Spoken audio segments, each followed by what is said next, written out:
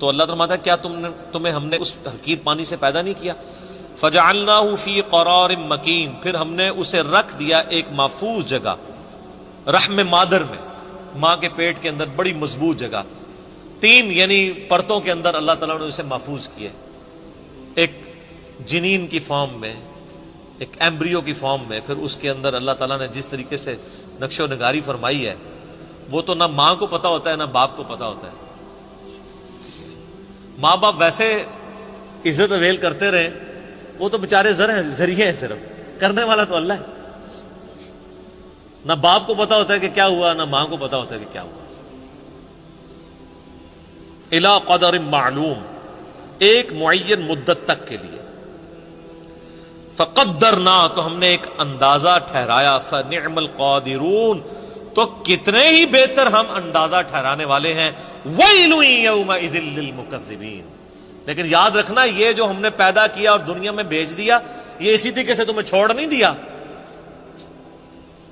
Serious creation ہو تم اللہ کی، اس نے تمہیں کسی مقصد کے لیے پیدا کیا ہے، اور اس میں ہی قیامت مضمر ہے اسی جملے میں کہ ویل یومئذ للمکذبین۔ اب جو پھر رب کو رسپانس نہیں کرے گا اس کے لیے تباہ و بربادی ہے قیامت والے دن۔ تو یہ اللہ تعالیٰ نے ایک انسان کو اس کی اوقات یاد کروائی ہے کہ تیری کوئی حیثیت نہیں تھی۔ اللہ تعالیٰ نے تجھے ایک بے قدر پانی سے پیدا کیا، 2 دفعہ تجھے شرمگاہ سے گزارا، اس کے بعد پوری زندگی انسان پخانے اور بدبو کا بوجھ اٹھائے پھرتا ہے، جب تک باہر نہ نکال لے اسے سکون نہیں آتا، اور باہر وہ سب کے سامنے نکال بھی نہیں سکتا، پردے میں جانا پڑتا ہے، اور مرنے کے بعد گل سڑ کے ہڈیاں بن جائیں گی۔ یہ اس کی پوری اوقات ہے۔ کئی ایک بزرگوں کے بارے میں یہ واقعہ آتا ہے، ایون عمر بن عبدالعزیز کے بارے میں بھی آتا ہے کہ وہ ایک دفعہ اکڑ کے چل رہے تھے خلیفہ بننے سے پہلے، بڑی شانہ زندگی تھی ان کی۔ تو طاؤس تابعی تھے رحمہ اللہ تعالی، جو ابن عباس کے شاگرد ہیں۔ تو انہوں نے عمر بن عبدالعزیز کو جب اکڑ کے چلتے ہوئے دیکھا نا، یہ امام غزالی نے بھی مکاشفۃ القلوب کے اندر نقل کیا ہے، تو انہوں نے عمر بن عبدالعزیز کو مخاطب کر کے کہا کہ ایسے شخص کو زمین پہ اکڑنے کی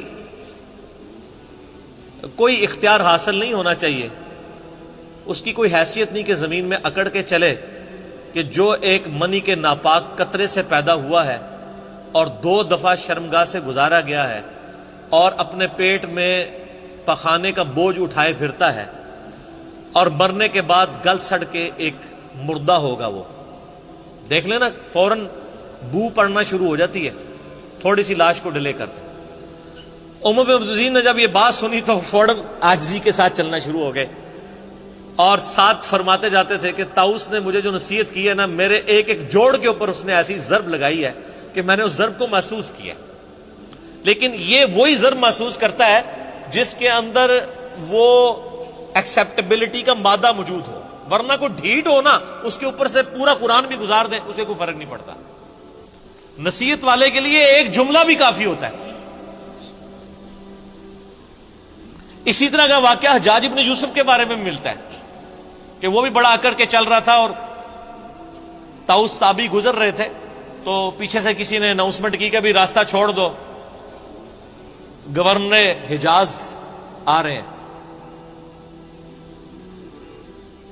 تو طاؤس تو پھر تابعی تھے، ابن عباس کے شاگرد، ان کا تو تزکیہ ہوا تھا، وہ ان بادشاہوں کو کیا سمجھتے تھے؟ حالانکہ سینکڑوں صحابہ کا قاتل ہے حجاج ابن یوسف، اتنا ظالم شخص تھا۔ امام ترمذی نے جامع ترمذی میں اس کے بارے میں لکھا ہے کہ 1,20,000 لوگ ہیں جس کو اس نے اپنے سامنے قتل کروایا باندھ کے، بے گناہ۔ لیکن جو اللہ والے ہوتے ہیں وہ پھر ان چیزوں کو خاطر میں نہیں لاتے۔ تو حضرت طاؤس نہیں ہٹے تو حجاج حیران ہوا کہ یہ کون سا بندہ ہے، ان کے پاس آگے کھڑا ہوا اور کہا کہ تم مجھے جانتے نہیں ہو؟